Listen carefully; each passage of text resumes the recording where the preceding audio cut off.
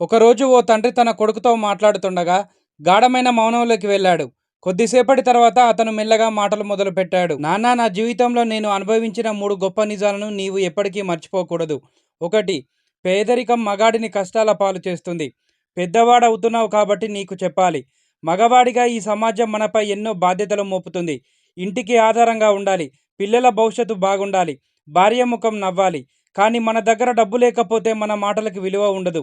మన పాత్రని కూడా సమాజం గుర్తించదు.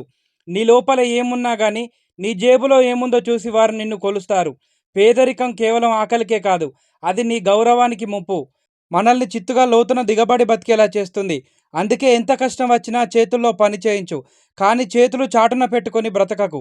2, ధనం ఆడదానిని దిగంబరం చేస్తుంది. ఇదొక తీపి విషయం లాంటిది.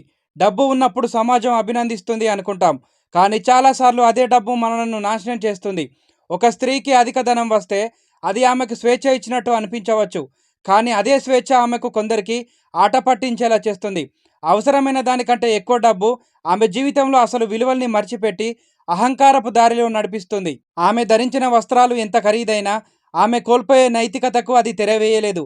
అందుకే డబ్బు ఉన్నప్పుడు వినయంగా ఉండాలి, లేదంటే మన పేరే మన పతనానికి కారణమవుతుంది.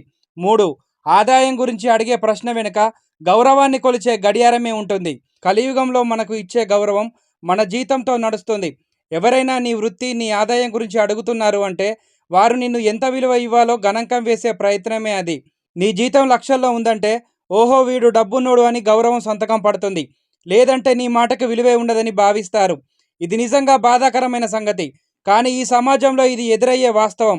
అందుకే నువ్వు ఎంత సంపాదిస్తున్నావో కంటే అది నీ వ్యక్తిత్వాన్ని ఎలా నిలబెడుతుందో చూసుకో.